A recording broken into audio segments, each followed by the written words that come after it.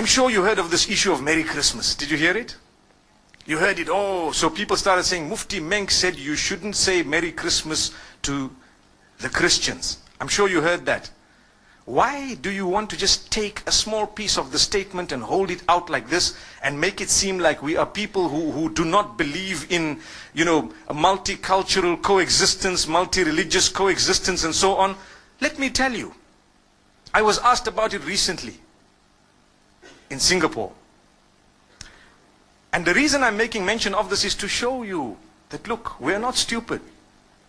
But sometimes people who want to look at it based on how the media has portrayed it may come to a decision or a conclusion that is not enlightened. They haven't considered everything. So what happened? You see, I grew up in Zimbabwe. We interacted from a young age with the Hindus, the Christians, the Jews, those who are from the African traditional faiths and so on, and we got along. We mixed in the schools from a young age, and as I grew up, I went to a high school that was purely Christian Catholic.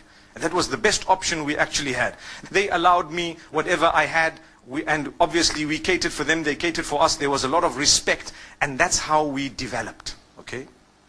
However, when it came to Christmas, there were so many Christians who didn't believe in it. They said, no ways, this is wrong. I recall a young boy, I even know his name, and he was with me. He didn't used to like to participate in religious studies because he belonged to a certain sect of Christianity. And he used to say, these guys don't know what they're talking about because X, Y, and Z, and he gave his reasons. That's not the topic today. But there are Christians who don't believe in Christmas. They don't participate in it. Is there anything wrong if they don't believe in Christmas, Christians? There's nothing wrong. They didn't participate in it. There's nothing wrong. But the minute they put a block on someone else who believes otherwise, then there's a problem. That's what we're saying. So the question you have to ask yourself, did you stop people from celebrating what they want? No. Did you ban them? No. Did you disallow them? Did you spread hatred against them? No. All you said is, Lakum dinukum waliya din. You have your faith and I have mine. So as we grew up, there were a few Hindus who were with me at school. One of them used to eat beef. And I asked him, I said, how come you eat beef? Isn't this supposed to be one of the gods that you consider, a god with respect to them, with due respect to them? But he says, no, this is a special beef. I didn't understand that, but it was just that, okay, I'm not such a strict Hindu. That's what it meant. There were other Hindus who would tell him, listen, you are wrong.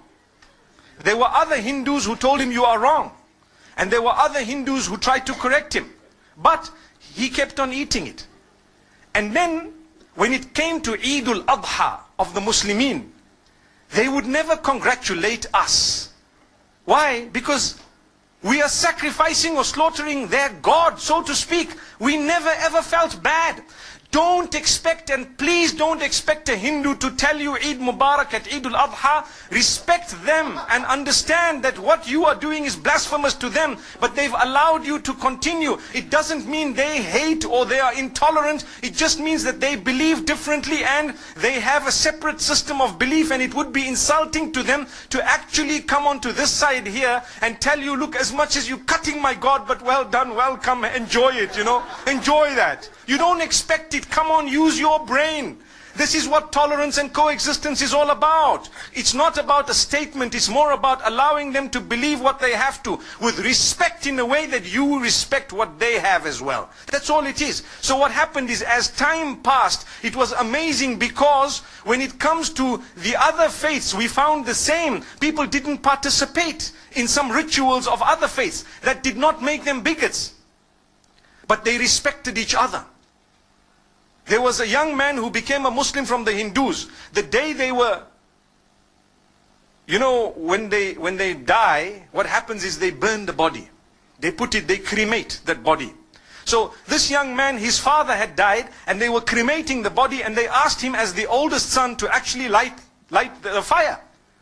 And he said, look, as much as you want me to do it, and that's my father, I'm sorry, it goes against my beliefs. And it caused a commotion until some of those who were wise, who knew, they said, look, that's the man's beliefs. Come on, leave him. Let the next son do it. How can you impose on him some... The idea is to coexist with your difference. That's what makes you a rainbow nation. That's what it is. But you don't shove your opinion down the throats of others. Just like now, in the Western world, they are banning you from covering your hair in some countries. That would create another problem. Why? Like the Honorable Minister said, it would make people feel that they are at war with the system. Because, hey, you know what? This is my basic right to believe something. I believe this is wrong. I believe this is right. That's the idea. So, from among the Muslims, there are those who believe that it's okay to participate in Christmas. And from among the Christians, there are those who believe that it's not okay to participate in Christmas. Look at the irony. But the idea is, if you believe that, by all means, go ahead. You are answerable to Allah, not to me. If this one believes otherwise, go ahead. But please don't impose it on me. If I don't want, it's one of those things. Come on. You know, live and let live. Today, the problem is with all parties. We believe we are the only ones who are right. So we want to shove our opinions down the throats of the rest of the world. If not, they are the problem, they are the terrorists, they are the issue, they are this, that. Watch out. The words you are using will be used against you as well. Be careful. So this is why we say, as I grew up, still we used to sit and eat together as young boys. College. You know, you have your lunch, they have their lunch. We knew that if you have a beef burger, please don't offer it to the Hindus. It's insulting. It's blasphemous. They would actually feel so hurt. Don't. Would you ever, if you have Hindu friends, actually tell them, hey, have some beef? I don't think so. Exactly the same could be said about pork and the Muslims. Do you agree? Imagine if your friend says, just is a pork burger, come on, bacon tastes nice, you know, come on, you know. How would you feel? They respect you, you get along with them, you build the nation, you contribute towards the building of the nation together. Do you know that? But you have different dietary restrictions which are respected. So, this is something that we need to talk about. It's got nothing to do with this person is intolerant. There is a big difference between difference of opinion and intolerance. Very big.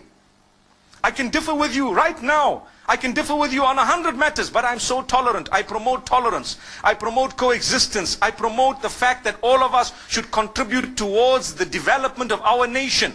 Here in Malaysia, you have people, you have the Chinese, you have the Malays. On the other hand, you have Muslims, you have Buddhists, you have perhaps people who belong to Christianity, maybe even, you know, Jewish people, whatever other faiths. I don't know how the nation is made in terms of, you know, the various faiths, but I'm sure there are more than 20 or 30 different faiths. Look at the civil service. You will have people belonging to every race and to every religion, and they are serving the nation. That's what they're doing. What are they doing? Serving the nation.